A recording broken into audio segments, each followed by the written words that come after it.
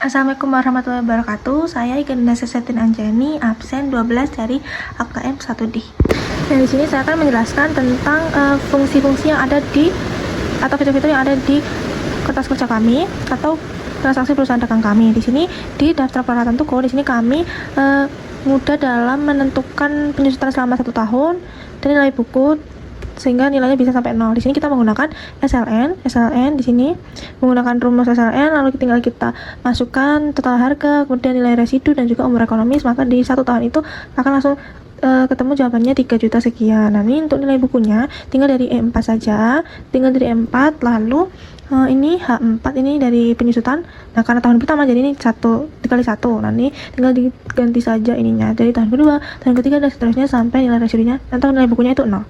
Selanjutnya untuk jurnal pembelian, di sini yang jurnal pembelian itu ini kita menggunakan CONIF. Gunanya CONIF itu untuk membedakan atau membantu kita ketika ada double nama itu nanti bisa dikategorikan langsung di Excel-nya. Di sini kita menggunakan untuk keterangannya itu menggunakan validasi data. Nah, kita tinggal memasukkannya saja di sini.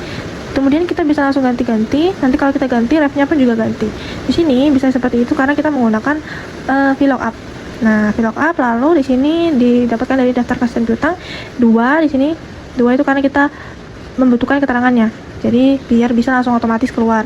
Lalu di sini E8 kita sambungkan dengan ini di sini keterangannya. Nah, nanti ketika kita ganti, maka seperti tadi ininya juga berubah. Nah, untuk rekapitulasi kita menggunakan if error dan VLOOKUP, dan di sini juga CONIF seperti tadi. Ini 2 karena kita butuh yang keterangannya di COA. Kalau COA itu kan nomor akun di tabel pertama, yang nomor akun di tabel kedua itu keterangan. Nah, jadi nanti ketika ini diganti menjadi 2101, nih sebentar. Nah, maka di sini juga akan berubah menjadi utang dagang. Untuk jurnal penjualan itu sama. Di sini menggunakan validasi juga. Nih, kemudian di sini juga if error sama. Di sini juga rekapitulasi jurnal penjualan. Nah, ini untuk membuktikannya saya buktikan ya, ini misalnya kita ganti toko fit. Nah, refnya pun juga berubah sama seperti yang di jurnal pembelian tadi. Ini juga sama. Di sini ini menggunakan sehingga yang rekapitulasi jurnal penjualan ini kita menggunakan CONIF. Lalu di sini ada if error VLOOKUP sama seperti yang pembelian tadi. Lalu di sini ada SUMIF. Nah, ini dari sini dari sini dan sama sini. Nanti ketika kita ubah di sini refnya itu nanti akan berubah semua. Nah, ini piutang Shopee, lalu di sini juga debitnya dan kreditnya berubah. Selanjutnya untuk penerimaan kas di sini sama saja seperti tadi menggunakan CONIF untuk memberikan kode unik di setiap ini keterangannya sini. Nah, ini kode if error, lalu di sini kita menggunakan 2 untuk memunculkan keterangan yang ada di sini.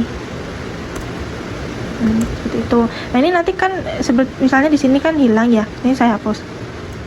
Sini nanti ini bakalan langsung otomatis keisi tuh seperti ini, langsung otomatis kebaca dan keidentifikasi. Di sini tuh di sini tuh harusnya kodenya berapa karena melihat dari keterangan sini. Nah, di sini itu yang direkapitulasi sama seperti yang sebelum-sebelumnya menggunakan if error. Jadi ini juga SUMIF. Jadi ketika ini dirubah menjadi 4402, maka keterangan dan juga yang ada di debit dan kreditnya juga berubah. Lalu di sini untuk pengeluaran kas ya. Dan untuk pengeluaran kasnya sama seperti yang tadi menggunakan CONIF untuk kode unik. Lalu di sini menggunakan if error VLOOKUP di sini juga. Lalu ketika ini dirubah menjadi 503, di sini juga nama akunnya pun akan berubah karena di sini kita sudah menggunakan if error VLOOKUP seperti yang tadi untuk mengidentifikasi ini nama di sini tuh apa sih gitu ketika menggunakan nomor akun apa gitu, misalnya 5503 seharusnya di sini tuh apa, beban gaji karyawan toko, nanti langsung diidentifikasi sama Excel-nya. Lalu di sini itu ada CONIF juga sama, kalau rekapitulasi itu sama menggunakan if error juga di sini. Lalu ada ref, di ref itu ya nomor akun, lalu SUMIF. Jadi ketika di sini dirubah itu ya sama, langsung berubah semua dari debit kredit ataupun utang PPh-nya atau keterangannya ya. Lalu di sini untuk jurnal kas kecil atau petty cash journal di sini menggunakan validasi. Lalu di sini kita juga menggunakan if error.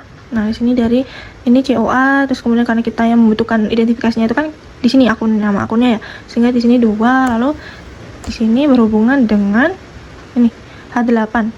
Nah, 8 itu ini nomor akun. Nah, jadi ketika ini diganti menjadi 6602, nah langsung di sini namanya juga berubah, akunnya berubah seperti itu. Di sini itu rekap sama seperti yang tadi menggunakan conif, lalu if error. Sini ini juga sum if. Jadi kita bakal langsung mudah dalam rekapnya. Jadi ketika kita sudah tahu, misalnya sudah tahu nomor akunnya itu berapa, tinggal kita masukkan nomor akunnya saja, tidak usah keterangan ataupun debit kreditnya. Di sini langsung gini. Seperti itu, langsung berubah keterangan sama debit kreditnya. Selanjutnya untuk jurnal umum, di sini jurnal umumnya itu menggunakan conif, lalu di sini ini if error. Ini sama ketika kita juga ubah ini menjadi 1105. Nah, ini juga sama, persediaannya pun akan berubah, nama persediaannya pun akan berubah. Kemudian di sini selanjutnya ada buku besar pembantu. Ini buku besar pembantu sama ya penerapannya dengan buku besar. Jadi saya teskan yang satu ini salah satunya di sini. Ini menggunakan validasi data, terus yang di sini itu menggunakan if error. Jadi ketika ini kode ini berdasarkan ini ya, berhubungan dengan kode sini. Nah, kalau kodenya ini menggunakan validasi data. Nah, jadi ketika ini kita ubah, nah jadi di sini juga berubah, di sininya pun juga berubah datanya, nominalnya tuh berubah. Seperti itu yang di sini, jika ingin berubah kita menggunakan if error. Jadi bakal langsung memudahkan kita dalam mendata setiap akun yang ada di buku besar pembantu maupun di buku besar. Selanjutnya untuk yang di kartu persediaan, di sini kalau kartu persediaan itu juga sama menggunakan yang tadi if error VLOOKUP dan juga yang di sini validasi data. Jadi langsung ini ketika ini kita masukkan yang di validasi data itu nanti kita masukkan di sini, kita tinggal masukkan jika masih ada yang kurang. Nanti kita masukkan apa-apa saja, nah itu kita tinggal pencet aja. Nah, nanti ini langsung berubah menjadi barbel. Nah, ini tadinya bola sepak size 5. Nah, seperti itu. Jadi ini memudahkan kita agar tidak salah mengkategorikan ini tuh masuk nama barang apa, seperti itu. Selanjutnya untuk yang ini neraca saldo ini kita cuma menggunakan sum aja untuk menjumlahkan semuanya. Selanjutnya untuk jurnal penyesuaian, di sini saya menggunakan conif, lalu di sini juga if error VLOOKUP. Ini karena dari COA ya kita mengidentifikasinya sama seperti tadi yang nama akun. Jadi di sininya 2, di sininya 2. Lalu di sini ref ini berhubungan dengan ref, kita hubungkan dengan refnya yang 6. Jadi ketika refnya itu dirubah, nah jadi nanti ini misalnya 1106.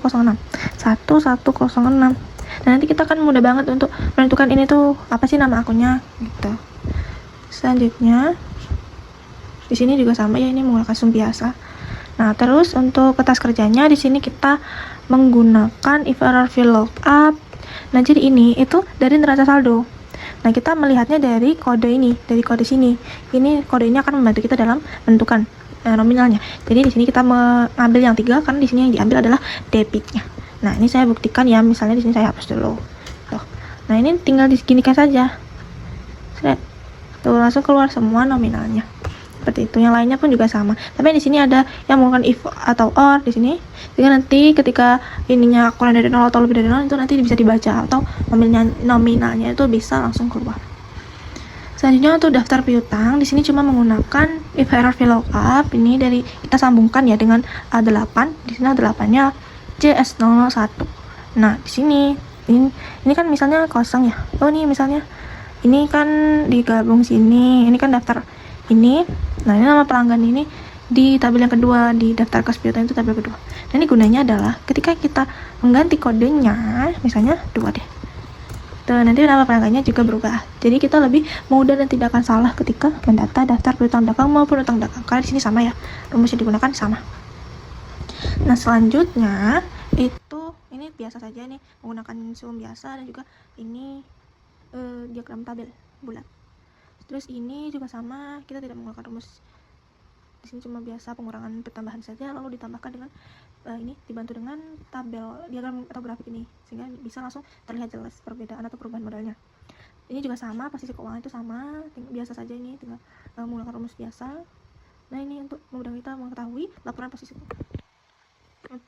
laporan posisi keuangan. Ini jurnal penutup. Ini jurnal penutup sama kayak tadi conif, lalu di sini VLOOKUP. Ini dari COA karena kita membutuhkan identifikasi nama akun, makanya di sini 2 ya. Nah, jadi ini misalnya kita ganti 3303. Nah, nanti langsung berubah menjadi besar laba rugi. Dan analisis rasio seperti biasa, penghitungan biasa, dan dibantu dengan diagram-diagram ini memudahkan kita untuk mengetahui secara visual perbedaan likuiditas, solvabilitas, dan juga profitabilitas. Terima kasih. Wassalamualaikum warahmatullahi wabarakatuh.